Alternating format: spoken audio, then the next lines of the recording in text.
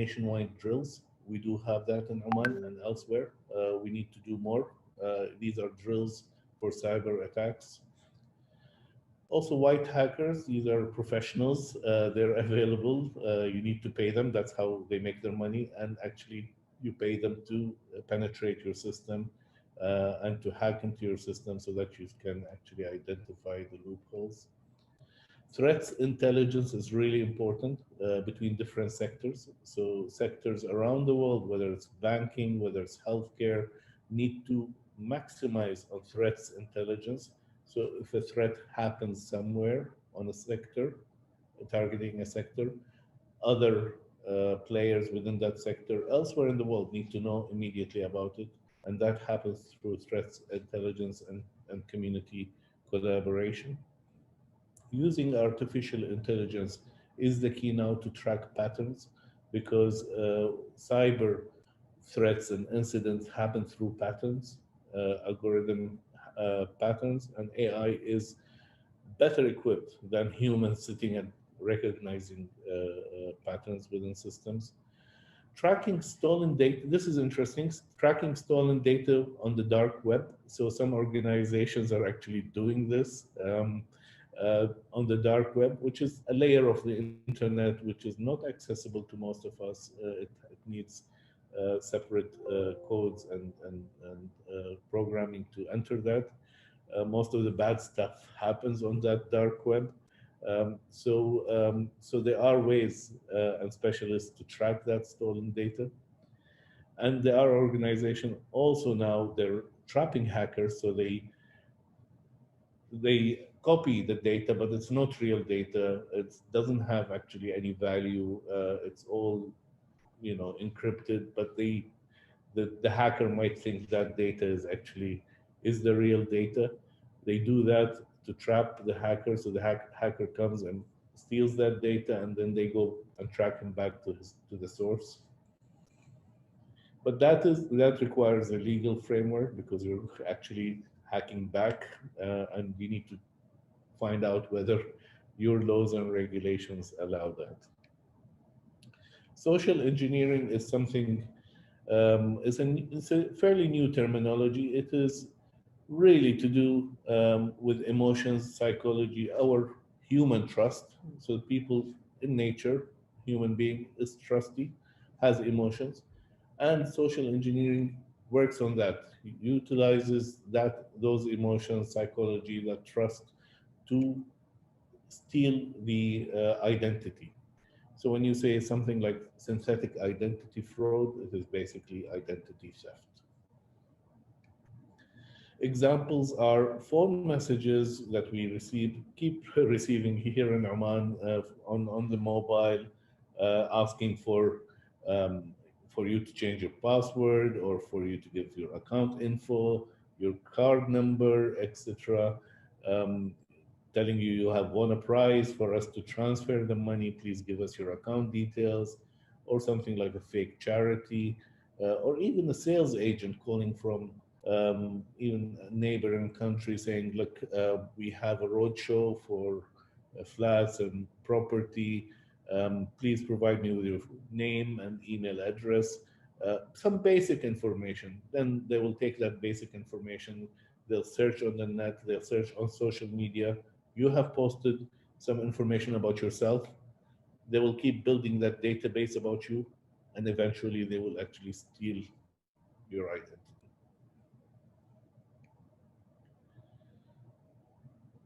It is also very common that when you start interacting with someone you do not know on social media, that they will ask you to shift to WhatsApp. With WhatsApp, it's very easy to send you a link that can hack your phone. LinkedIn is a platform for professionals, and you hardly think that this is a platform that hackers will use, but they do. They will create a professional account within your domain expertise. Someone similar you can connect with, interact, share information on a professional level to begin with. But then that moves on to know more about you and your organization and get that information. If someone asks you for a password change or money transfer at a short notice, then something is wrong. These are indicators or red flags. So how do you protect yourself? Because protecting yourself is also protecting your organization. Never give password to anyone. Use strong passwords. Never use your date of birth. Use different passwords. I know this is a headache having different systems or different accounts with different passwords, but actually it protects you. Only download from and transact with reputable sites, because some of those sites can easily be hacked, and your credit card information can be compromised.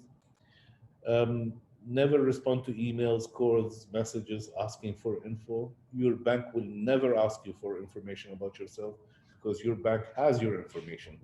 So, so if someone says, like, give me your account, I want to transfer money, this is your bank, um, that's not true. Be careful about what you share about yourself on social media. As I mentioned, you may get a call for basic information. They'll take that basic information, go on your social media, check more information about you, and eventually your account email can be hacked, your identity can be stolen. Never press on links that you do not know. Those links can be through an email, like happened with the Central Bank of Bangladesh, or it can be through your mobile. So many mobiles, even for famous people we know, have been hacked just by clicking a link on WhatsApp. Do not use public Wi-Fi. Public Wi-Fi or Wi-Fi is available in malls and cafes. You can use them to browse for simple use on the internet, but never transact, never you open your corporate account or share personal information using public Wi-Fis, because those Wi-Fis can easily be hacked. They're not secured. And always report suspicious transactions. With that, I thank you very much, and I hope you have a pleasant day. Thank you so much, Mr. Musa, for joining us and giving us your valuable time today. Definitely, indeed, the presentation is going to go miles of knowledge for all our valued attendees. Thank you once again. So, ladies and gentlemen, on the other side, we're going to be joined by our panel. It's going to be the first panel at the World Cybersecurity Summit, Oman.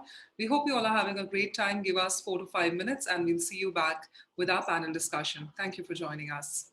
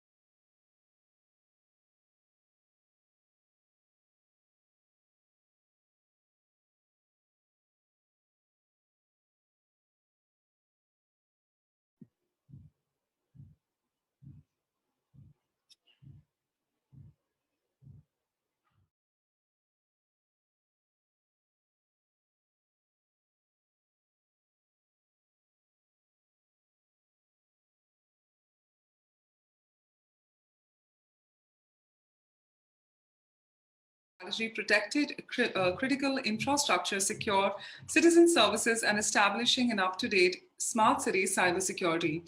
Well, in this panel discussion, we're looking at talking about the three pillars of the government cybersecurity strategy, which is securing federal networks, protecting critical infrastructure, and also providing cybersecurity governance. Also, we're looking at talking about how to effectively build strong capabilities for detection, response, and recovery. Also, the intergovernment cyber defense collaboration, wherein you're looking at creating a cyber resilient community, and also the two-factor authentication, which is the encryption for the sensitive data and other effective mechanisms of cybersecurity for governments. Well, we're joined by our eminent panelists. First up, Leila Abdullah Al Hadrami, the digital transformation and change management expert, Ministry of Transport, Communication and Information Technology, Oman, and also the director of the Oman Smart City Platform, Sultanate of Oman. Well, Laila specializes in digital and social media and is currently leading national projects in Oman like the Government Innovation in Emerging Technologies and being the Smart Ambassador Initiative in Oman and other projects related to digital transformation. We're also joined by Ali Abdullah Al Sadadi, the head of IT, National Oil and Gas Authority, Bahrain. Well, Ali, with over 16 years plus years of experience in the information technology, Ali's background includes areas such as digital transformation, cybersecurity, cloud transformation, and IT service management frameworks. Also, we're joined by Talal Al-Asmi, the Director of Information Security, Department of Electronic Information Security, Ministry of Education, Sultanate of Oman. Talal has more than 20 years of experience in industry and he's currently working at the Ministry of Education in Oman as a director of the Electronic Information Security Department. And this entire conversation is going to be moderated by Alina Deek, the founder and coordinator, UNCTAD Youth Action and the youngest member, ELDP, UNCTAD Youth Oman Young Leader of the Year, Middle East, and our eminent Ali to join us for this panel discussion. We just request everyone to please switch on their cameras before I pass on the live baton to Alina to take it forward with her panel. Talal, if you can hear us, we'd like you to put your audio video on. Alina, till then, over to you. Thank you.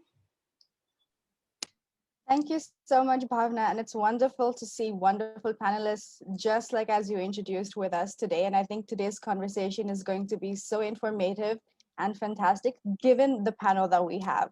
So without further ado, talking about the panel session today, we all know that when it comes to urbanization is something that is getting a hotter topic day by day. And we are looking right now, by the end of 2040, having 65% of the world population moving into cities.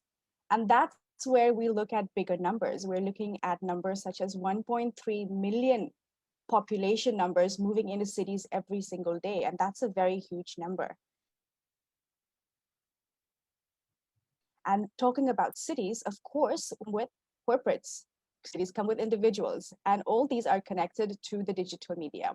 But there's one thing that continuously keeps recurring, and that is the word smart cities. And among us, we have one of the experts in smart cities, Ms. Leila, with us. I'd like to first of all ask you, Ms. Leila, when you talk about smart cities, what is a smart city? Thanks, Elena, for welcoming me and for being part of this panel. And when it comes to smart cities, everyone is asking that question. What is smart cities? Is it just about the smart city with the technology and that's all? Is it about emerging technologies? Is it about services and so on? Is it about, educating people, awareness and so on? Is it about policies when it comes, how you implement the technology and so on? And we are always saying smart city is about all of this and it's more than that. It's about building, a smart city, a city that you can provide a quality of life. Me as a citizen, you, Alina, anyone. Because, this concept started, when, some big challenges started in the big cities around the world, which they call the mega cities. And because of that, they started with the pollution, the traffic, and so on. That caused another, challenges, environmental issues, security, and so on. And when it comes to the security, people, they started, losing the security, the sense of security. And when it comes to smart cities, we always say security is one of the base, concepts in smart cities. We cannot live in a city without smart security, because we are going to have a big city and we are going to use a lot of technology in that city. So when it comes to security, we have to be aware, because with one click, for example, clicking one link, that might cause disaster. They might, for example, the hacker, they might, control the traffic lights. He can, make chaos and so on. And as Ali Musa said, in the previous session, he said about, Bangladesh, it was through one link. The hacker sent that link and one employee just, click on that link. Because of that email, they lost around more than $18 million. So imagine the big number. So the hackers, they can control full city. So we can have a city with technologies, but we have to be also very careful when it comes to technology, so we can educate our people about it. So that's what I can say about a smart city, where we can live safely and easily with quality of life, where we can find all the services in one place. Thank you so much. And you mentioned something very interesting as well. You spoke about mega cities, and I think around there are about 21 to 29 mega cities right now in the world, and they are also expanding. We are hoping to have more mega cities, and with technology coming in, people are also going in towards city life. My question to you now is, when it comes to smart cities, could you name 2 or 3 elements so our audience understands what makes these cities smart? Okay, when it comes to that, it's sometimes challenging to define what are the elements, because as I said, we have to speak about a smart ecosystem. If I am a citizen, is it easy for me, for example, to go to my work? Is it easy, for example, to do sport and so on? So that one is becoming with the smart health, because there is a lot of elements. There's smart education, there's smart health, there's smart environment. Am I living in a place with a clean air and so on? Am I able, for example, to get all the services by one click in my place? Sometimes even, when it comes, for example, let me give you one example, for example. If I'm living in a big city, for example, now we are in Muscat. Muscat, the population is increasing day by day, and the traffic is getting like a hell and so on. Sometimes, because of one accident, everyone is, they just, they feel crazy about it, they lose their temper and so on. So how can we implement the smart, for example, technologies, so it can solve, for example, traffic problem, or let us say the population in Muscat. For example, if I got an accident, there is an accident behind me and so on, I should get, for example, a smart alarm on the radio while I'm driving. And some of the countries, they are using, for example, this kind of technology, so they can alarm me. It's a push service. I don't want to go to Google Maps so I can check what is wrong and so on. I need these services to allow me to tell me, be careful, there is a traffic behind you, take another route. So that is going to help me. That's going to provide a quality of life for me. So this is one of examples. Another example, when it comes to the smart education and smart health, I always say smart education and smart health are so much connected. For example, we have a lot of utilities. Sometimes you don't need just to go to build again, because you might have the utility in your area. One example, schools are already provided, for example, with the playing yards and so on. As soon as we finish the schools, the kids, they go home. Sometimes they cannot find a place so they can play, for example, football. So sometimes they play where? They play behind the house, on the roads and so on. So when it comes to smart, how can we use the elements of the school? We have some already, facilities in the schools. So we can, with, for example, empowering the SMEs to, for example, use these yards in schools. So kids, they can go back to school so they can just do sport. And then we can mentor that. When it comes to the health, we will know the number of students, or let us just students. It can be also a place for the families, so they can do different activities at school. So that will bring them as a smart community.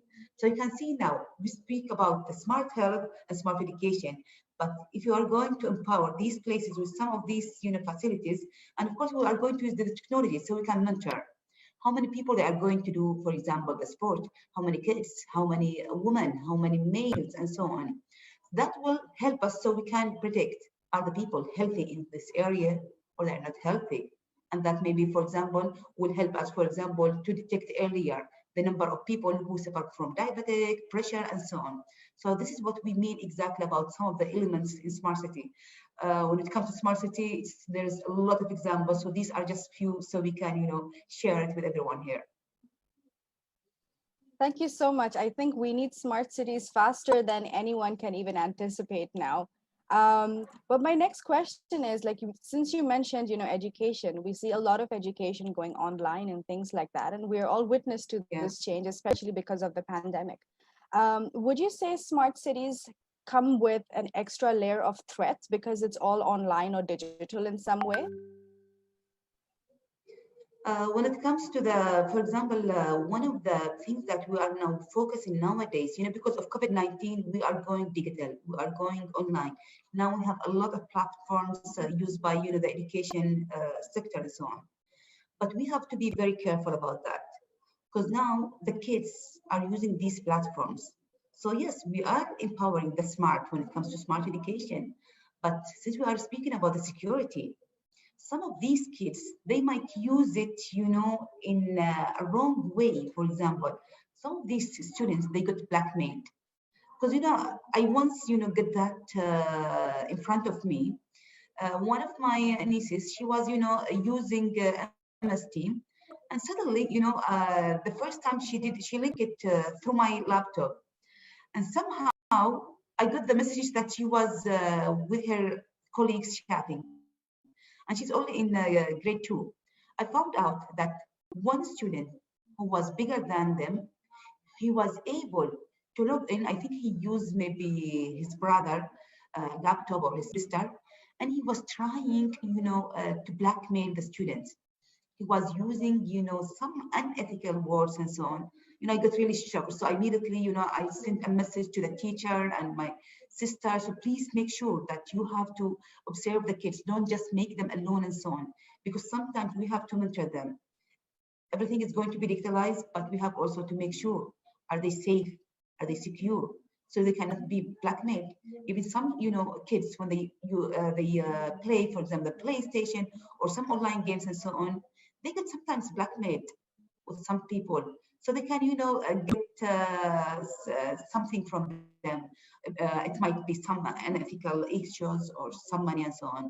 So we have to observe them. We have to mentor them when it comes to the online platforms. So that's what I can, add from my side.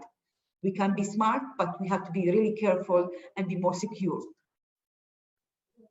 Thank you so much. And I think it's very important to also highlight the challenges that come with going online as well. And thank you so much for that.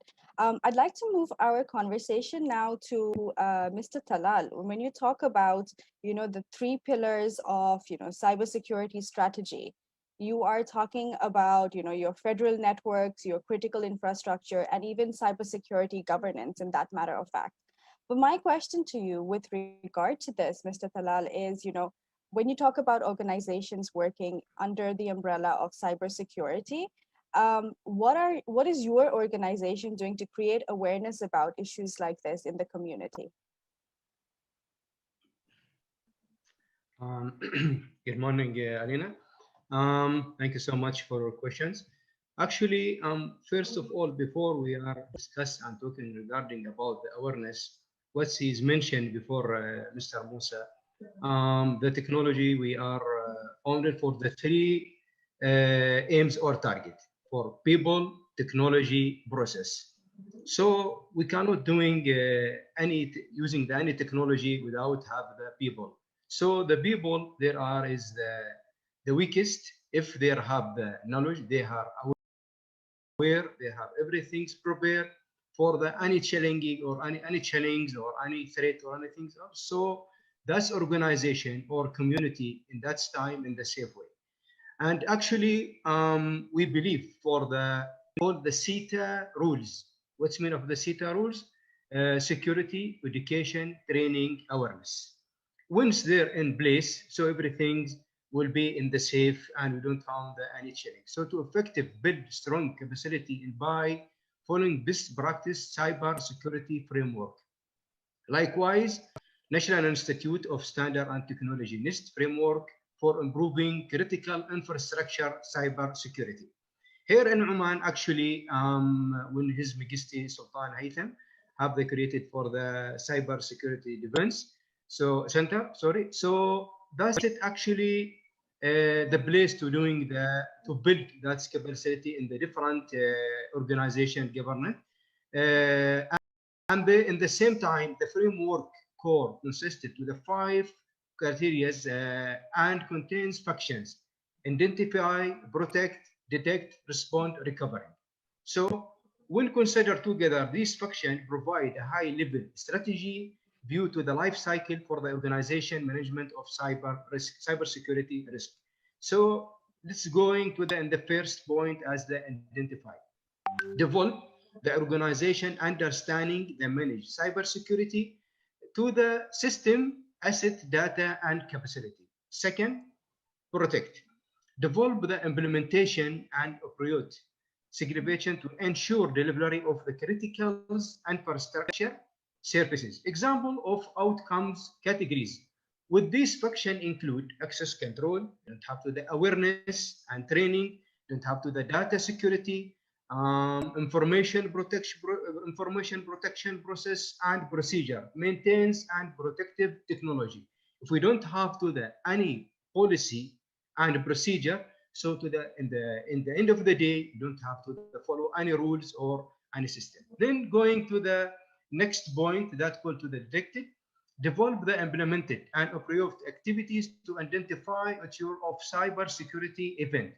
The detect function enables time and discover of the cybersecurity events. For example, of outcomes categories within the function include anonymous and event security consisted monitoring and detection process. So here in that time, we need something called as a SOC, Security Operation Center. That's it to have the third, we can say the third eye of the security team. So how they know without having something as the SOC to seeing what's going on. And then going to the next point as the respond, develop the implemented and approved activities to take in action regarding and detect cybersecurity event. Again, for example, here we found the response planning, communication, analysis, and mitigation and improvement. Actually, we have the guideline from the MTCIT, Minister of Education. So we found the rule and regulation from them. So here in Oman, we have that rule, regulation, and implementation to the all ministry here, different ministry here in Oman follow that regulation, rule and regulation by as a standard for depend which that's organization. For example, at Ministry of Education using for the ISO 27001 and different organization use what the base model and policy standard is stable to them. The final point is the recovery. Develop and implemented to operate activities to maintain plans for resilience and the resort to the any capacity to surface that were embedded view the cyber security event. For example, of the outcome categories within the function include recovering, planning, improvement, and communication. Thank you, Alina. Thank you so much, Mr. Talal. I'd like to get Miss Leila on this actually. Very interesting point. When you talk about, you know, your cybersecurity awareness programs, I believe there's a very interesting initiative that you would like to talk about as well. Could you please tell us about this? And I think it's also got to do with creating awareness in the community. Yes, Alina, this is one of the initiatives that is under Oman IT Society. And we started this initiative on January. And one of the things that we are trying to do through this initiative is to reach all the different categories in the society and the community. Because sometimes when it comes to the kind of awareness, you have to think about the different users, because not all the users, they would like to just attend the workshops and the events. Some users, they would like to hear. Some users, they would like just to watch some videos and so on. Some users, they would like, for example, to read the post and so on. So that's what we try to do through this initiative, and we call it, by the way, Aman. Aman means be safe, because when you give it a branding name, it will make an echo with the community, because everyone's saying we keep, and as Talat said, we have to keep awareing the community and so on. And sometimes they say, we are getting done. I say, no, we are not done with that. Because the more we are becoming digitalized, the more we are getting hackers. We are going more threats and so on. So, the threats is very high. That's why we keep awareing the community, because the community are the secure element of any country. If you educate all of them, they will be, the strong base of your country and so on. So that's what we try to do through Aman, aware the community and involve everyone, from the different stakeholders, because we need also to be smart ecosystem. To be a smart ecosystem, smart cities, you have to engage with everyone, all the categories. Think about the kids, about the women, about the men, about the private sector, about the banking sector, the education sector. That is now most of the platforms are online and so on. The health sector. So we have to think about all of these sectors, so we can deliver a proper awareness when it comes to cybersecurity. And we keep saying something. We are all cyber. Everyone has the responsibility. It's not one responsibility. It's not my responsibility. It's not Talal. It's not Ali. It's not the cybersecurity people, ambassador, and so on. It is the responsibility of everyone. You as a mother, as a father, everyone should start from home, because the digital platforms, it's all with us. We are all using the internet, so the percentage of getting hacked and blackmailed is very high.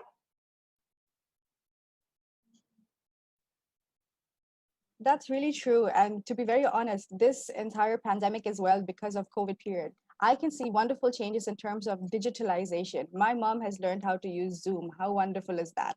Wow. So I think it's absolutely fantastic. And Mr. Talal made a very, very interesting point talking about cyber resilience as well, while he was mentioning things. And I would like to also bring some numbers to our panelists today, talking about the Sultanate of Oman in particular. We have youth of the age of 18 to 29, about 1.2 million, which accounts for almost 46% of the youth that are there in Oman. And that's quite a high number when you look at it in terms of the population in general. Now, I'd like to go and go back to Mr. Talal and ask you, what are the programs that are accessible in terms of creating national youth awareness, or talking about cyber resilience in your community? What kind of programs can youth actually go and create that kind of knowledge sharing with? Before I'm going for your questions, Alina, I guess I need to mention what say Ms. Leila. I'm actually, by the way, I'm one of the part for this facility for as a member, have the membership. Actually, this year I will be honored with them. So actually, they are aligned to the all different organization here in Oman, and that's aligned with the Oman Vision 2040. Actually, as you know, to the Minister of Education, as the biggest organization here in Oman, we have more than 600,000 students, and we have to the more than 86,000 employees. So as a huge numbers. So all that's awareness actually here in Oman, working all together between the Minister of Education and TCIT, CDC, and different organizations to found that in the safe way. Especially we are talking about for education. We are here in Oman, or not in Oman, all the different countries in the world will have the pandemic. So on using that platform, using as education online. So all kids, and we've read about that's what's going on, especially for the cyber crime, likewise the bullying, blackmail, electronic bullying, and so on. So what's the solution? Actually, the solution for the awareness. So regarding about your questions, here in Oman, actually we have the biggest, you can say, the programming we're doing for the talents. That's it between Ministry of Education and ECA Academic Center. So that is a part for the Cyber Defense Center. So actually, that's to build to the own capacity from the young. We need here in Oman to the old vision we have as a defense for the students, started from the young until to going in, finish for their graduate for the university or college or whatever. In the same time, we're working with the different entity here, organization, to the build that's curriculums, have the some pointing headline about for the cyber security, how to protect their kids. So actually, in that area, again going to the people, that's it, the weakness. So actually, from our side as the Minister of Education, handling this program, say Cyber First. That's actually for the started as a pilot for 6 regions. Here in Oman, we have 11 regions, so we're working with the 6 out of 11. And in the first time, we make the trainings to the all teacher and engineering. Then we targeting for the each region 50 students. So we have the total 250 for that's 5 region, and we have the good feedback from the community and the student, and we have the good numbers. And actually, we're sharing that's one with different entities, likewise MTCIT and SQS of Tankabus University, actually to giving that student or the talent in the direction way. So Oman working in the vision for Oman Vision 2040, aligned with them for that student as in the direction way. Thank you so much. Mashallah, these are like amazing initiatives working in hand with Ministry of Education, as well as Ms. Laila, as she mentioned her initiative of Aman. Amazing initiatives, and a wonderful future lies ahead. Of course, Mr. Ali, we are also would love to have you part of the conversation, and I'm going to ask you something very, very interesting now. When you talk about, your online platforms, most of them are concerned about, security issues. And one of the things also that we keep seeing popping up, whether it's on our Gmail or, it's even on our phone through OTPs, banking systems, we see the factor authentication method. So whether it's multi-factor through bank cards or PIN numbers, or, you're talking about biometrics like fingerprints or, scans such as that. In your opinion, do you really think these two-factor authentication methods improve security measures? Mr. Ali, you're on mute. Thank you. Yes, good morning again, and it's my pleasure to be with you in this panel discussion. Talking about the multi-factor authentication, we are talking about the journey, basically, of the authentication itself. I remember before 15 years, 16 years back, the people, they are struggling to use a single factor, which is only one password there, with a minimum characters of 6 characters there. And the people, they are struggling to use the password to authenticate to their systems. Going for this journey with the 6 characters and the debate of, oh, this 6 character is not enough to protect your password. It's easy to be compromised. And the people trying to develop another mechanism by raising the number of minimum characters there, raise it from 6 characters to 8 characters. And again, the people, they say, no, it's not enough to protect your accounts, your application as well, your authentication as well. So going for 8, go for 12 characters there. And again, the 8, 6, or 12 characters, it's not enough to protect your authentication. So the people, they come up with the complex password there, which is the combination of the characters, small letter, symbols, the capital letters as well. But again, that one is not enough to protect your credential, since it's easy to be compromised, whether it's a 1 day or 2 days. The tools there that can be used to compromise the password, it's easy to compromise it with these kind of tools. So that's why the two-factor authentication being introduced to add a second layer for authentication in order to protect your credential and the way to authenticate your application. Now, the two-factor authentication, again, it's been debated because the second layer of a protection, the second password or the OTP, the one-time password, it's being received by the SMS. And again, the debate it comes because the SMS, it can be breached easily as well. So right now, the two-factor authentication, they use it with the authentication app. Google, for example, and Microsoft, they have the authentication app, and it's a more safe one. So going for this journey, we have seen that it's really one single factor authentication. It's not enough to protect your credential and your identity. You have to use the two-factor authentication in order to protect your credential, to avoid that to be compromised by the hackers or by the outsider threats. Thank you so much. And I think it's really very important to focus on this issue at this moment in terms of authentication and, protecting your credentials, because whether it's a business or it's, individuals, everything is nowadays online. Social media platforms are new every single day, So I'd like to ask you a question, and I think many of our audience would love to hear it as well.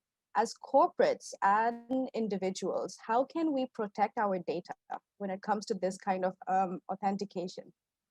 Yes, it's a very generic question, basically. And how we can protect from the corporate, it is completely different than the individual people. And talking about the corporate, I think that initially the corporate, they should do a proper data classification in their organization by classifying the data based on the confidentiality level, high confidential, confidential, restricted data, and the lower risk one, which is the public data that they can publish it through the website and social media.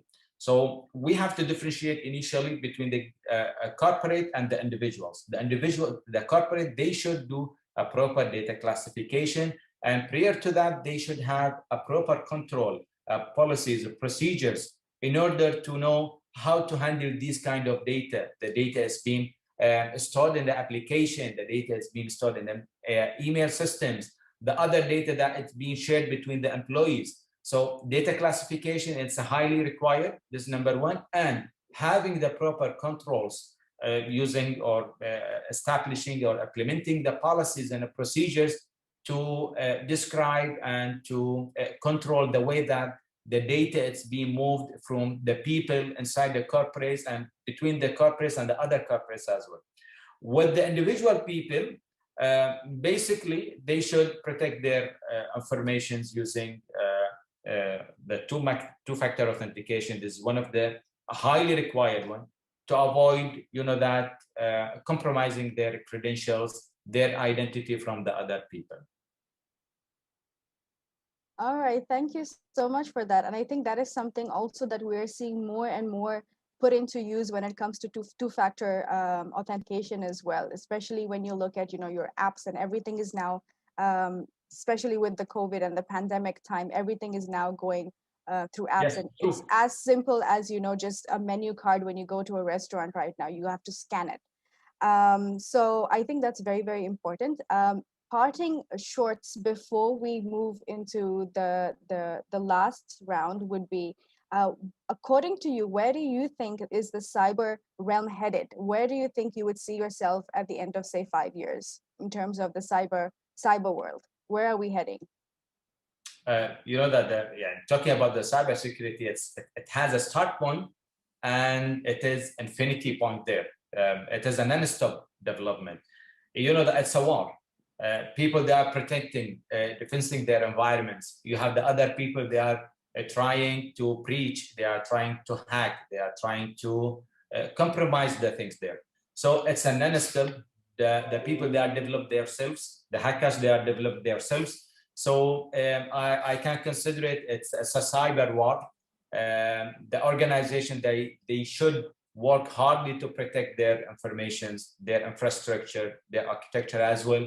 And because that it's an open space one, a cyberspace, it will not stop this war at all.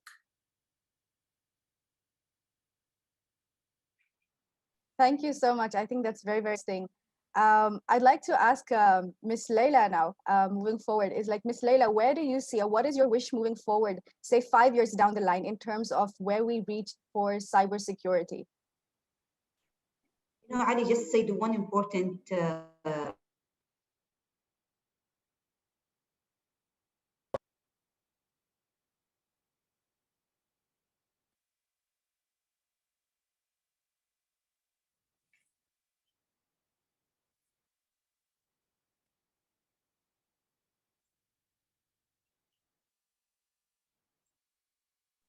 I think there's a problem with the network.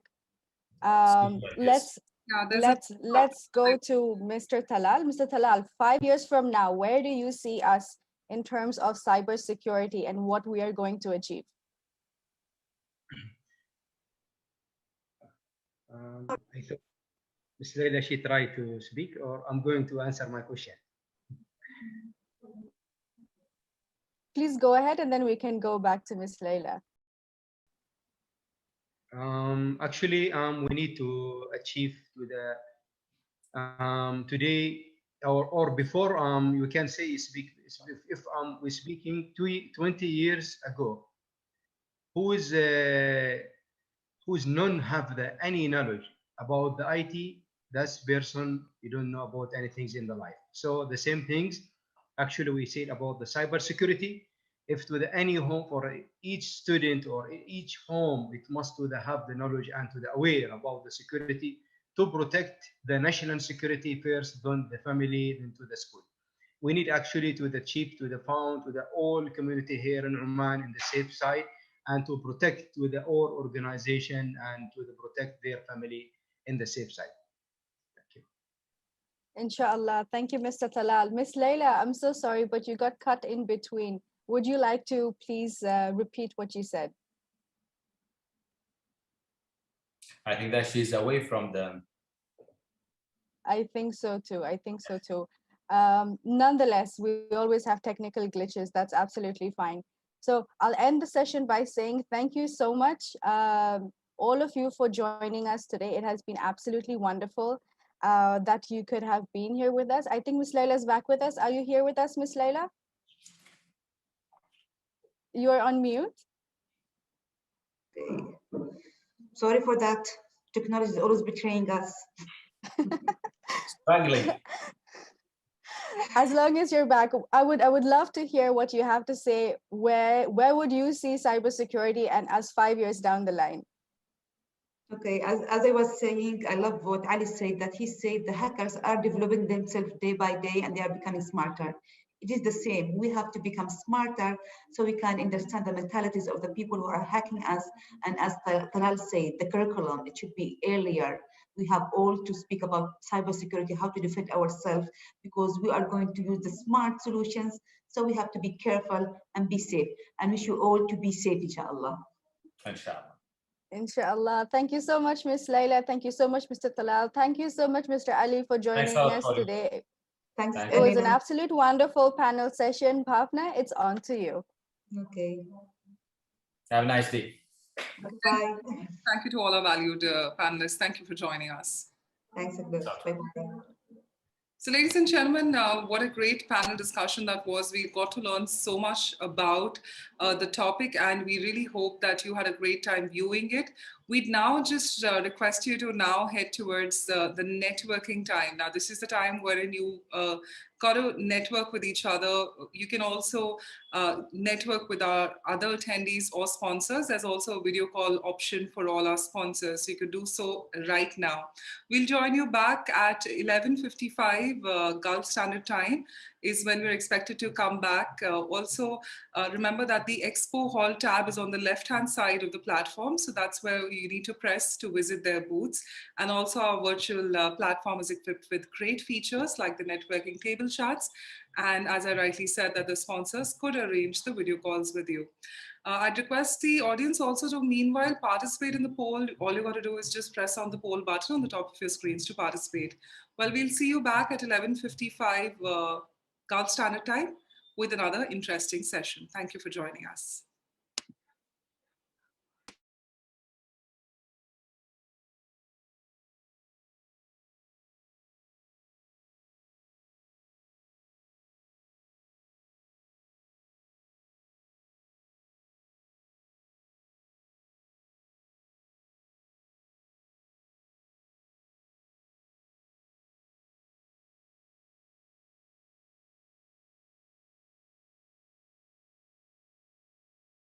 Technology makes the impossible possible.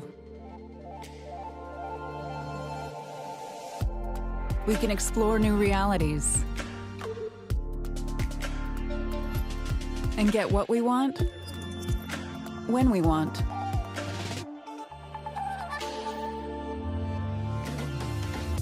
We can make virtual friends and conquer new frontiers. Technology creates opportunities, and we secure technology so that everyone, everywhere, can benefit from it. Bring on digital security for a brighter tomorrow. Kaspersky, bring on the future. 94% of cyber threats originate via email. Legacy defenses at the border analyze emails in isolation, correlating them against static blacklists and signatures of historical attacks.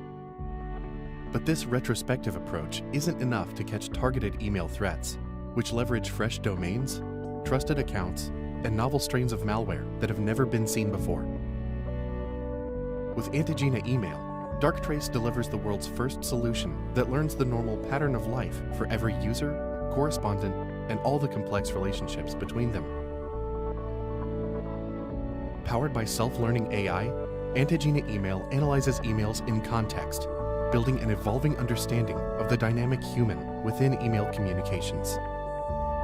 This multidimensional insight into what normal looks like for Vanessa, her peers, and the wider organization allows Antigena Email to spot even the most subtle deviations and threats, however novel or targeted they may be. While legacy defenses can only ask about historical attacks, Antigena Email can intelligently ask whether this email belongs, right here, right now, in the context of your unique digital business, at every conceivable layer. And it can ask these questions because Antigena Email is the only solution that can learn continuously, on the job, adapting to your business as it evolves. From social engineering and spear phishing attacks, to compromised credentials and supply chain account takeover, Darktrace's cyber AI defends your inbox from every threat. The inbox has traditionally been the easiest entry point into an organization, but with Antigena Email, defenders are finally regaining the advantage. Antigena Email, delivering the world's first self-defending inbox.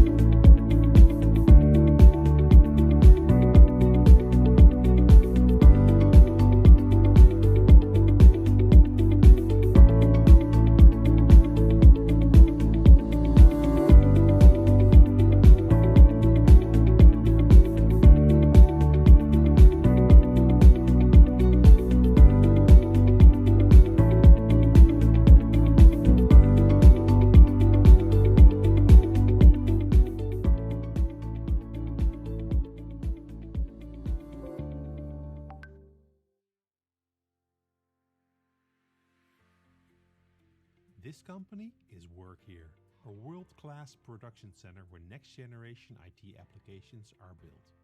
At Work Here, employees are very happy because they can do whatever they want with their computers. They are in control. Productivity skyrockets and employee satisfaction rates are very high. All of a sudden, websites stop loading, YouTube stops streaming, and Spotify